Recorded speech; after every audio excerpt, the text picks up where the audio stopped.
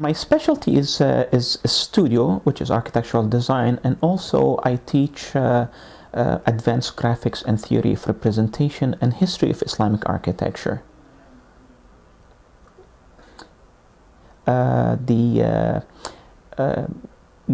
advanced graphics and theory of representation, actually it's a big name for something very simple, which is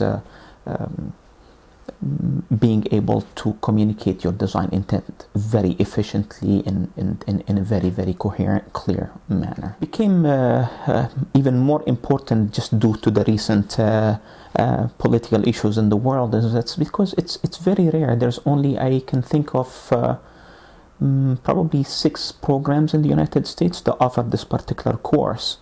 What it is, it's even though it is the history of Islamic architecture, but it's more actually, it entices the students to review their own architecture here in the United States in comparison to Islamic architecture. So even though they're studying Islamic architecture, but at the same time they're evaluating their own architecture.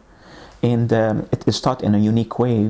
I don't teach it chronologically. I just don't go, this what happened early, this what happened later on.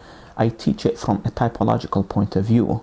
For example, we talk about the notions of aesthetics, and I take the students all the way from Jerusalem, I take them to Kabul, I take them to Baghdad, I take them to Spain, and so on and so forth. Architecture is not an easy major, but at the same time, it is probably one of the most wonderful majors.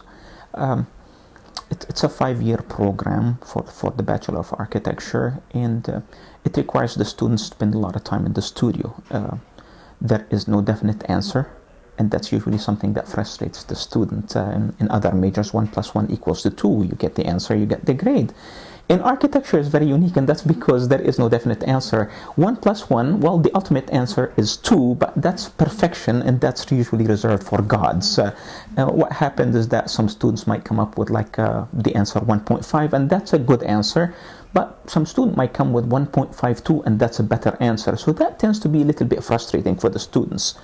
Other things is that usually to be a good architect, you have to be a generalist, which goes against going to the university. You come to the university to specialize in something. In architecture education, to become a good architect, you have to be a very good thinker, you have to be a good artist, you have to be a good scientist, you have to be a good engineer, a good sociologist, a good psychologist, well versed in other cultures, and so on and so forth. And you won't achieve competence with a capital C probably until you're like 75. It says every project is usually an experiment. So that tends to be a little bit frustrating for the students, but at the same time, it's extremely gratifying.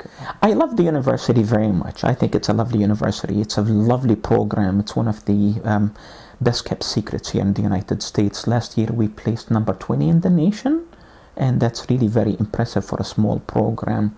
We're very focused. We know what we do, and we do it very well, and we have a niche for it. Our grads are not just Oklahomans. They come from all over the world, and we have alumni actually in Hong Kong. We have alumni in New York and all over the world. You can just mention it. We have, and they tend to keep in touch with us, which is very unique. Many programs of architecture, they decided to become very big, and you would enter their building, and it's almost like a hospital. You're just a number. We are still very small, and we still refer to our students by name, and so on and so forth, and that's really worth $1 million, I think.